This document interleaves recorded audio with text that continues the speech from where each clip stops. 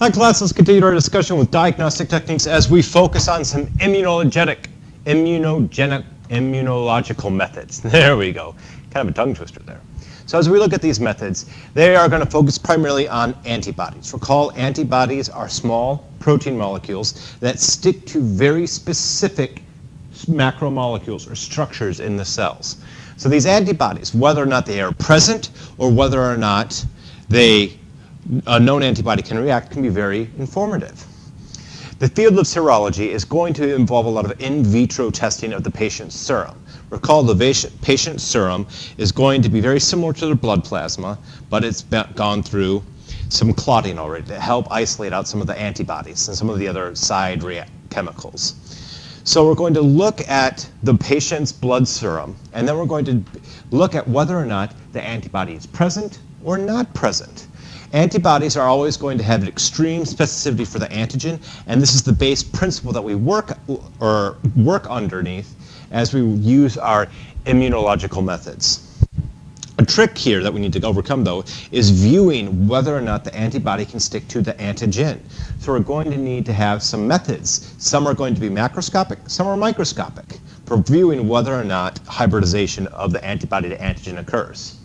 If we look at the fluid sample, maybe it's from the urine, maybe it's from the CSF, maybe it's going to be a large tissue sample. If we take this sample and we can find a specific antibody present in the sample, that's going to be a big red flag or a big clue that there's the specific antigen already present for that antibody to bind to. If that patient is making an antibody for a staphylococcal infection, that's a pretty big clue that the patient has a staphylococcal infection. So whether or not the antibody is present can help us determine the status of the patient. Maybe that patient has an antibody for the HIV or for HIV. That's going to be a big red flag that maybe they're infected with HIV. And if at a later time you test the patient again and that antibody level has dropped off, that can mean one of two things. Maybe their immune system is now compromised, or maybe they've been cured of HIV, hopefully cured.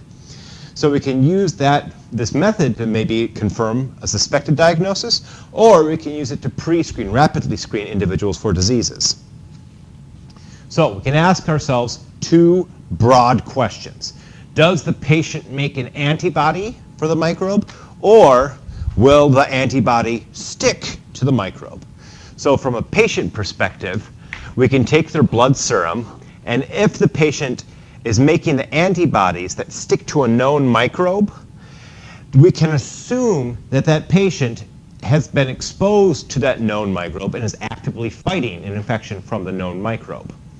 On the other hand, let's say we isolate a bacterial sample from the patient, but we don't know what the bacterial sample is. If we expose that bacterial sample to a known antibody and the known antibody sticks to the bacterial sample, then we can use that known antibody to identify the unknown bacterial sample.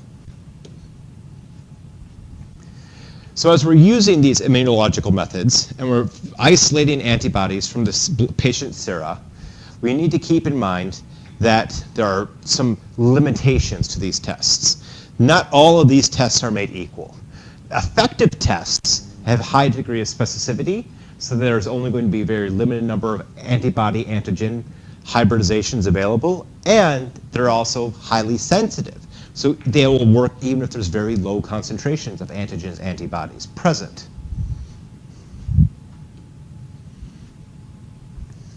As I mentioned before, and I'll emphasize it again, all of these methods are hinging upon the fact that antibodies and antigens are very specifically linked to each other. A specific antibody is always going to be designed for the specific epitope of a specific antigen. Recall, an epitope is the part of the antigen that the antibody actually attaches to. So if we look at these methods, we can find that, generally speaking, they've been developed to produce some kind of endpoint reaction that we can see with the naked eye. Now, if it doesn't work with the naked eye, we'll settle with light microscopy, but in an ideal situation, we can view it with the naked eye because that'll give us the results that much quicker, that much easier. Sometimes the antibodies can cause clumping on the surface or bind to the surface of the cell and cause multiple cells to clump together. If that occurs, you can see this big aggregation of cells look like a clot or agglutination occurring. This is a common method that's used to identify what kind of blood type a patient has. Now, if let's say we're working with something smaller, let's say a molecule on the inside of the cell, and we can't necessarily cause the cells to clump together with the antibodies, we're typically going to want to use some kind of dye or fluorescent reagent that's going to be attached and bound in the cell that we can view underneath a microscope. Our agglutination and precipitation reactions are going to occur when the antigen can be interlinked by multiple antibodies. So we can cause multiple antigens to be clumped together and grouped together. And then this aggregate becomes so large that it precipitates out of solution and goes from dissolved to not dissolved. And then we can see the clumps occur. If agglutination is occurring, we'll take whole cells and clump them together. Sometimes this can even occur with viruses. But it's not as likely because viruses tend to be so small that it's difficult to clump large enough of them together to form the precipitation reaction. The Weil-Felix reaction has been well known and well used to diagnose rickets infections. And, as I mentioned before, this agglutination technique has been used for blood typing. For my physiology students, we do this in lab where they blood type themselves.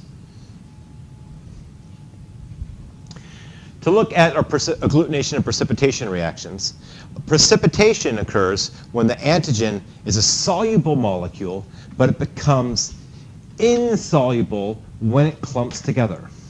Sometimes it's very difficult to visualize the precipitates because these precipitates are disrupted in the liquid medium. So one way to go around this is the rapid plasmid realign tests. This method is used to identify antibodies that have been uniquely associated with the syphilis infection or syphilis bacterium.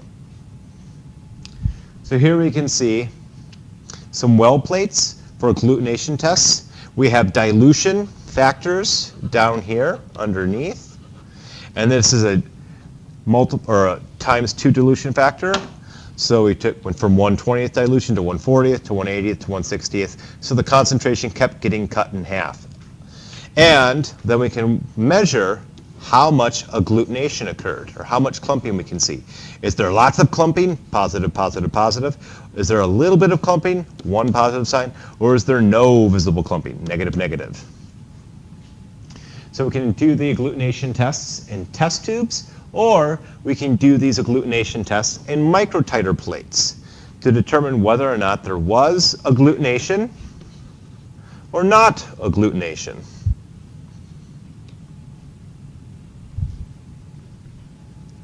Antibody titers rely on working with a known concentration of antibodies in the sample.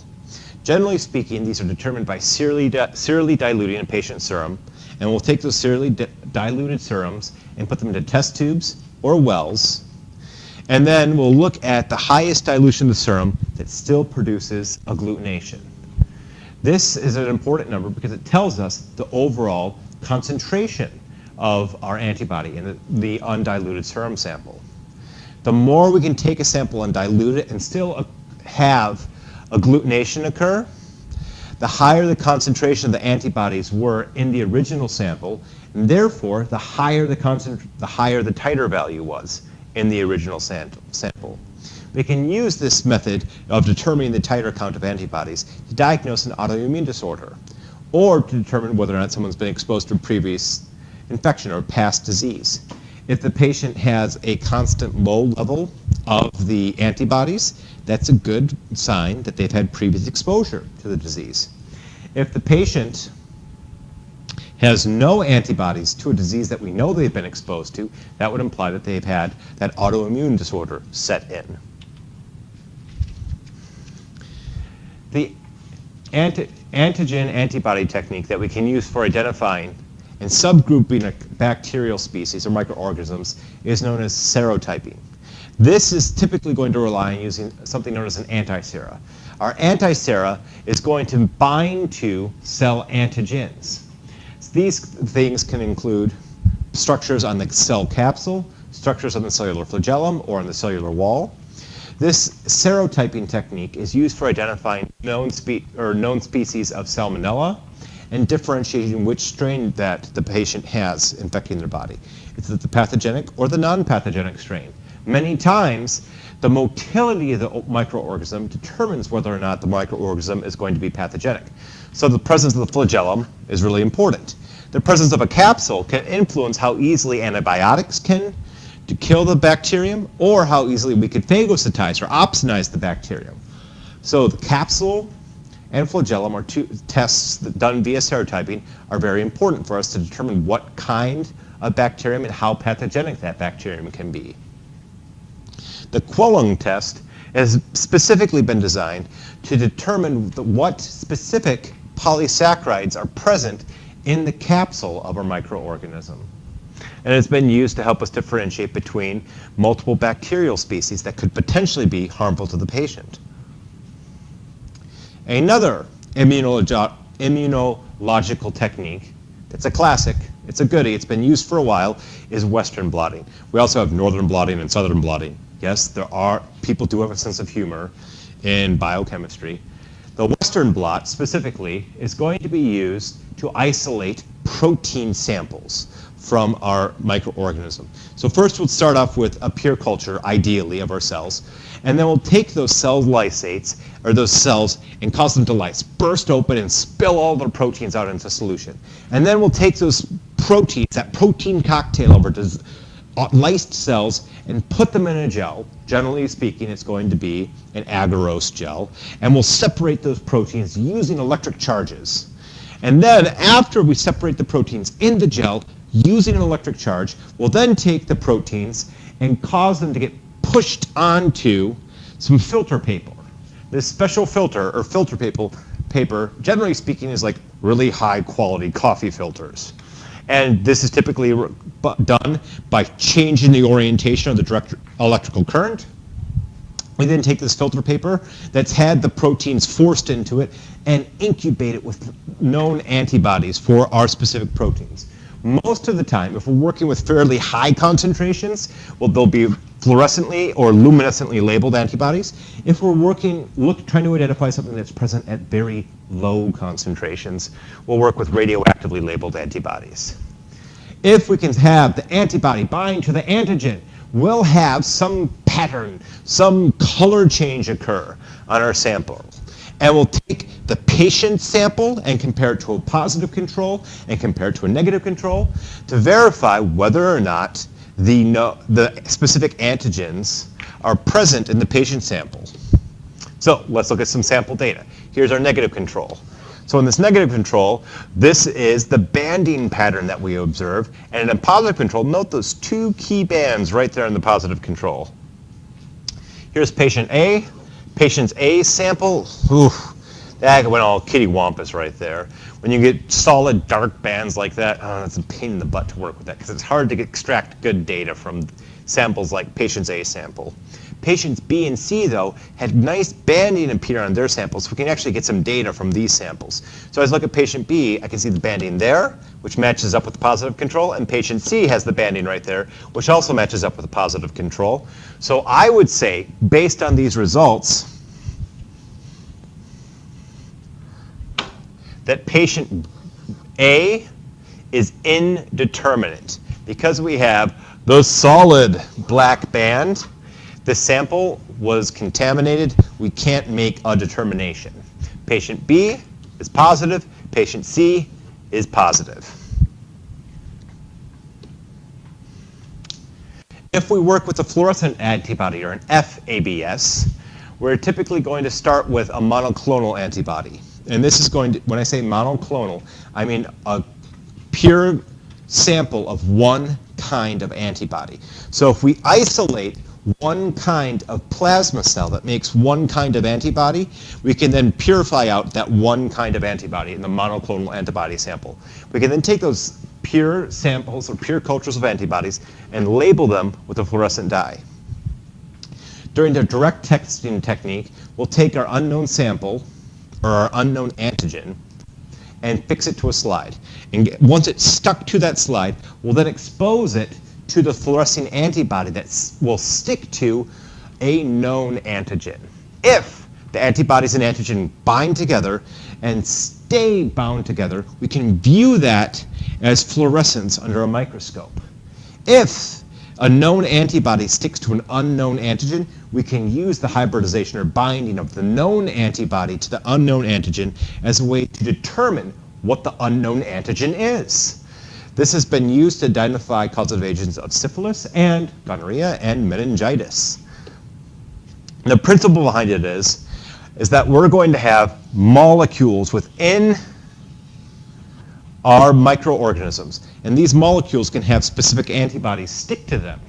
So if I have antibodies stick to my samples, or hybridize to my sample, and that these known antibodies hybridize to it, that's a way of determining the identity of the unknown sample.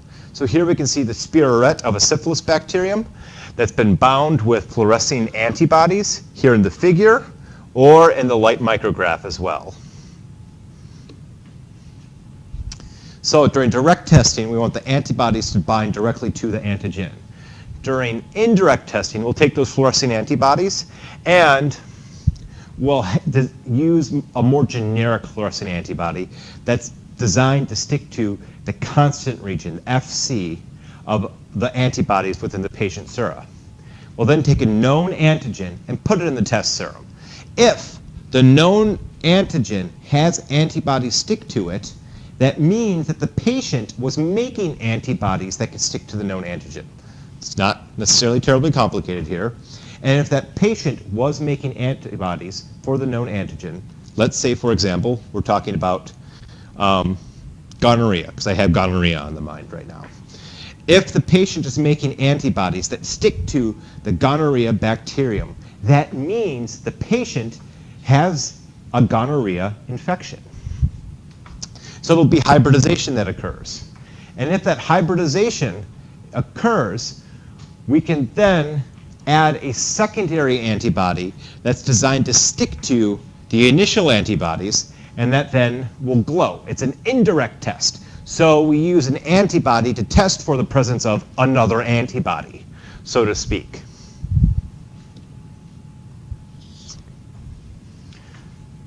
So let's say we expose the patient's blood to a known antigen. If the patient's blood has the antibodies present in it that sticks to the known antigen, then a secondary antibody will bind to the patient's antibody, and this secondary antibody will then have a fluorescent tag or some kind of indicator to let us know that hybridization has occurred. This indirect testing technique is commonly used for birth control. Excuse me, not birth control, pregnancy tests. My bad. Another method of immunological identification is an immunoassay. An assay is just a test, so to speak. And this is going to be a test that's based on some aspect of the immunosystem. Alternative methods that are going to use our monoclonal antibodies and still give us very quick results are very desirable. We can use a radioimmunoassay. This is going to be a test that is very effective when we're trying to identify a low concentration of a chemical. So we'll take the antibody and or antigen and label it with some kind of radioactive isotope. Maybe it's phosphorus 35 or some other chemical. And then, because we can have very sensitive equipment detect the radioactivity of those radioactive antibodies and or antigens, we can measure the presence of very difficult to detect chemicals, such as hormones, which are generally speaking present at incredibly low concentrations in the blood. We also have ELISAs, which are enzyme-linked immunoabsorbent assays, ELISAs. These ELISAs are going to use a specific enzyme-linked indicator that's bound to an antibody to tell us whether or not we have the antibody-antigen hybridization reaction. So first, we're going to need some kind of solid support system for our ELISA test. The solid support system can be a microtiter plate. Sometimes solid support system is going to be a sheet of filter paper. We need something that can absorb and hold the reactions that are occurring. And there's two kinds of ELISAs. We have direct and indirect. Our indirect ELISAs are going to focus primarily on detecting the microbe antibodies. So indirect ELISAs are going to detect antibodies that are present in the patient's sera. If the patient has the antibodies, you can assume they've been exposed to the pathogen that has the antigens the antibodies will stick to. So to perform an indirect ELISA, we take a known antigen, put it on and adhere it to a surface.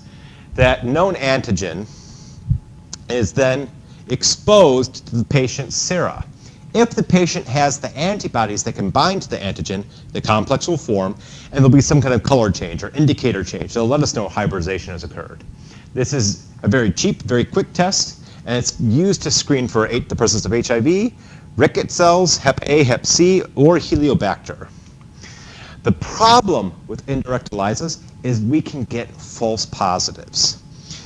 It's possible, potentially, that our antigen that we attach to our microtiter plate could have more than one antibody potentially stick to it. And maybe it's an antibody that would potentially affect our pathogen and a miscellaneous or unknown or unidentified microorganism as well.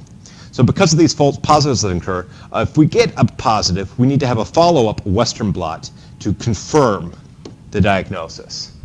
Direct ELISAs, unlike the indirect ELISAs, are going to focus on the presence of the antigen directly. So with indirect ELISAs, we had a known antigen attached to the well plate. With direct ELISAs, we had the antibody attached to the well plate. If hybridization occurs between the antibody antigen, we're then going to have some kind of a color change occur, some kind of an indicator to indicate the hybridization. We use direct ELISAs to check for the presence of hantaviruses, rubella, and toxoplasmosa protists. The direct ELISAs, unlike the indirect ELISAs, are not prone to false positives. Alkaline phosphatase-based tests are going to give us visible light changes that can be visibly observed with our naked eye or quantified using a spectrophometer or photographic film. These detection systems are going to use computer chips to sense very, very low changes in the electrical current that occurs when this complexing occurs. So here we have an indirect ELISA. For our indirect ELISA, we take the known antigen, put it on the well, and then if the patient's blood sera has antibodies that stick to it, we're going to get a positive result, a color change at the end. If the patient does not have antibodies that stick to the known antigen, those known antibodies will not hybridize, they'll get washed out, and then there will be no color change at the end. For a direct ELISA, we're going to take a known antibody, attach it to the well, and then the unknown mystery bacterium can stick to it, and then the secondary antibody will bind, causing the color change. And if we look at the results on a microtiter plate, you can see that some wells will have and some wells will not have the color change. Another method that we can use to identify microorganisms is complement fixation. Recall the complement system that we talked about when we were discussing the immune system? That's the basis of complement fixation. A lysin is a specific protein or kind of antibody that will cause the cell to lyse or rupture.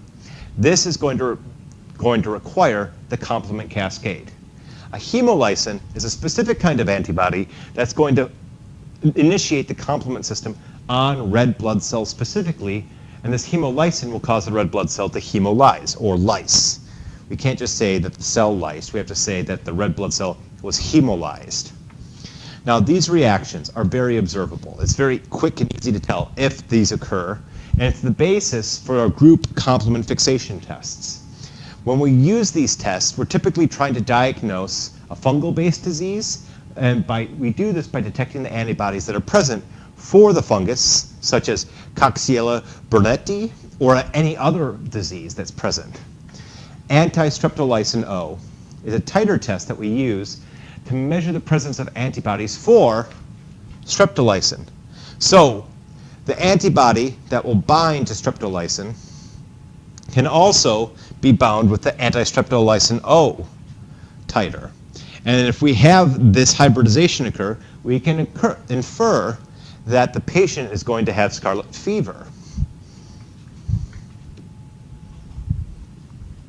In vivo testing is going to be testing in the organism. Vivo is the Latin word for life. Think of Viva Las Vegas. Long live Las Vegas. In vivo is the in living organism test. These in vivo tests are going to be very similar to the serological test that we did in vitro in the glass test tube. The big difference is instead of doing it in a test tube, we do it in the patient while the patient is still alive. Now, a good one that's done all the time, it's very common, is the tuberculin test. This tuberculin test is going to involve taking a very small concentration of purified proteins that are present in the Mycobacterium tuberculosis, and from that purified protein sample, we'll inject it in the patient's skin. If the patient has had or has a tuberculosis infection, there's going to be a thick reddened lesion that appears when the patient is exposed to proteins from tuberculosis bacterium. If the patient has never had previous exposure, there's not going to be that strong immune response because they haven't had that secondary response primed already in their immune system, and they'll be a negative.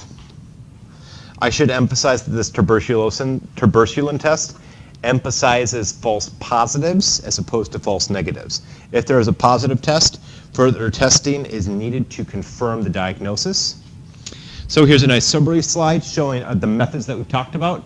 We had agglutination and precipitation reactions, which are essentially the same thing. We can also use a Western blotting to determine the presence of a protein in our sample. We can use complement fixation to determine whether or not we've had lysis of our regular or blood cells. We can use direct or indirect fluorescence. We could also use direct or indirect ELISAs. And we also have radially actively tagged antibodies that we can use for our testing. And then finally, we have in vivo methods where we inject an antigen into the patient to see if there are antibodies present in the patient to indicate previous exposure to the antigen. So, concept check, class. A direct ELISA detects blinkety-blink, and an indirect ELISA detects blinkety-blink from patient samples. Is it going to be bacteria, viruses, antibodies, antigens, viruses, bacteria, antigens, antibodies, or fungi, protozoa? If you don't know the answer, that's fine. You can rewind the video, you can flip back in your PowerPoints, or you can check your textbook. Get me an answer. 1, 2, 3. Okie dokie. Our indirect ELISA is always going to focus on detecting antibodies. And what do antibodies stick to? They stick to antigens. So the correct answer is D. Direct ELISAs detect antigens. Indirect ELISAs detect antibodies. If you have any questions about this material, please feel free to post them in the discussion board or shoot me an email. Happy studies.